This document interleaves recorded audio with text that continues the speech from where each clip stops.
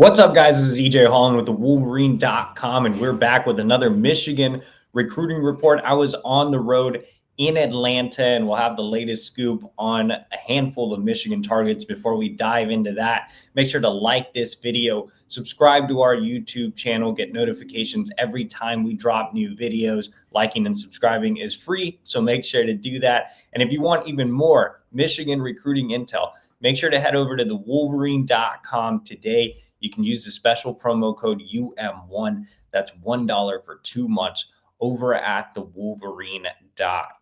So again, if you like what you see on the YouTube channel, can't get enough, head over to the Wolverine.com for more Michigan recruiting intel.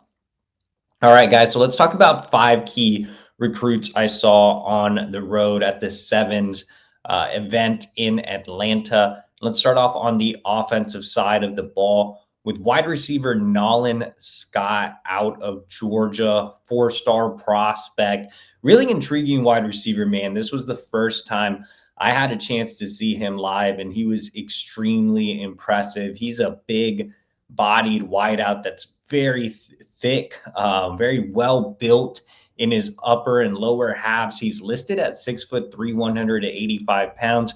I think he's closer to about 6'2.5", 200 pounds, maybe even over 200 pounds. I mean, he has a really intriguing frame. He's a guy that can be a mismatch on the outside just by using his body type and physicality, but he's also a prospect who can line up in the slot and be a mismatch there. He can run too. He's not just a slow, big-bodied guy. He actually has some really quality speed for a guy who is that size.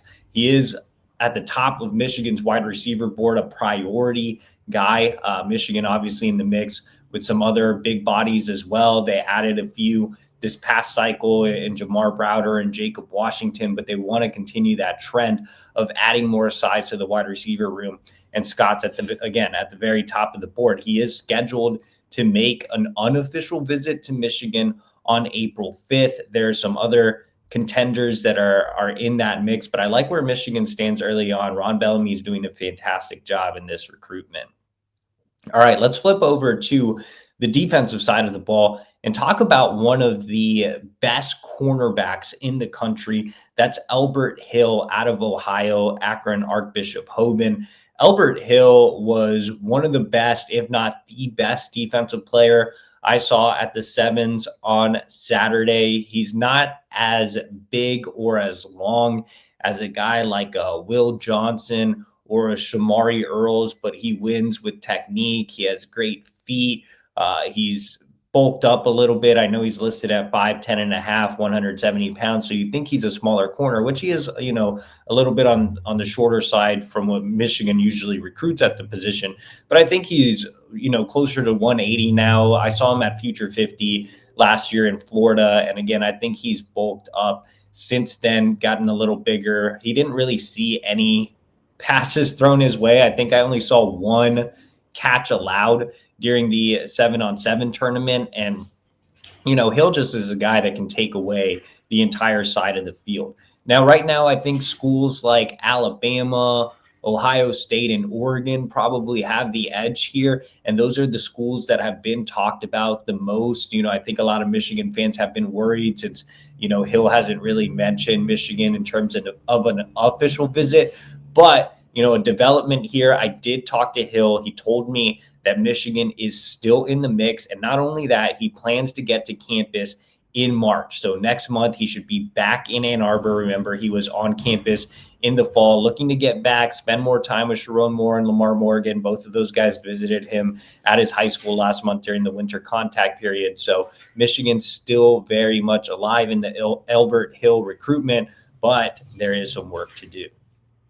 All right, let's stay in Ohio and talk about another cornerback, and that's Victor Singleton out of Toledo Central Catholic. Victor surprised the recruiting world earlier this month when he gave Illinois a verbal commitment. So, he visited Michigan in the fall, came back for another visit in January, and then abruptly committed to Illinois. So does Michigan have a chance to flip Singleton? I think so. Now, Victor didn't really want to talk about other schools. He told me he's happy with his commitment to Illinois. He has great relationships with that staff. I'm sure they're putting together, an NIL package for him as well. But look, Michigan's obviously not afraid to compete with NIL anymore. Illinois is not a really, scary program in terms of NIL. You're not talking about an Oregon or a Texas A&M.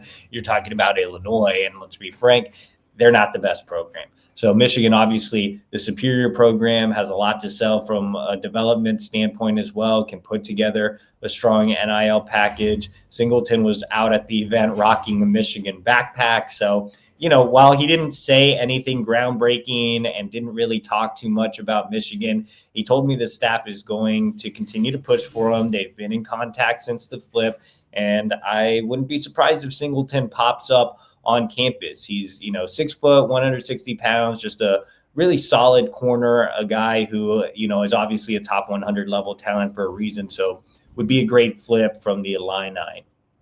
Let's go ahead and stick in the secondary and talk about on 300 cornerback Jaziel Hart, who I think really, really raised his stock at this event. And Jaziel's a guy that I've been, really banging the drum on for a while. He's a prospect that I've been high on since he was unranked. Michigan offered him last year when he didn't have a ranking. He's now ranked as the number 292 overall recruit nationally per On3. So with, Jaziel Hart, he's 6 foot, 170. He's a guy that played mostly as a slot corner this weekend and was fantastic. I think he can be an outside guy, but I also think he's probably best suited to play the nickel position. He even has some offers as a Division I wide receiver. Hart's just really athletic, really smart, plays with great ball skills, showed a lot at this tournament. He was actually on the same team as Elbert Hill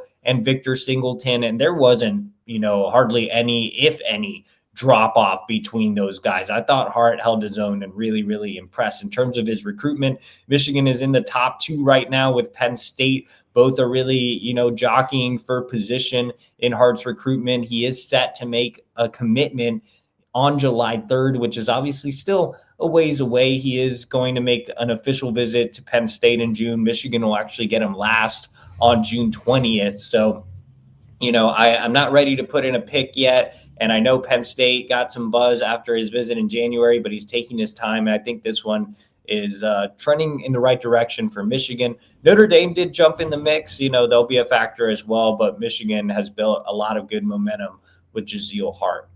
Last on the list is yet another defensive back, and that is Chace Calicut out of Texas. Now, we haven't talked a lot about Chace Calicut. He did include Michigan in a large top group of schools. We really didn't know how much actual interest there was. But now Michigan has really risen up as a top contender in this recruitment.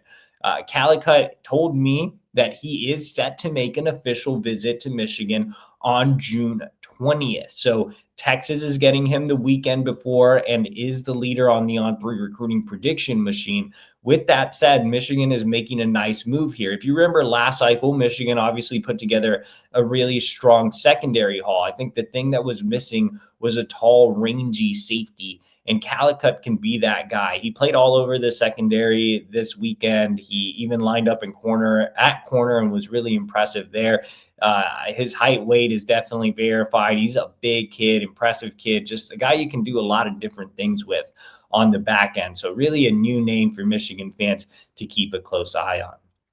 All right, guys, so that does it for 5 key recruits I saw on the road over the weekend. Make sure to like this video and subscribe to our YouTube channel, and we will see you guys next week.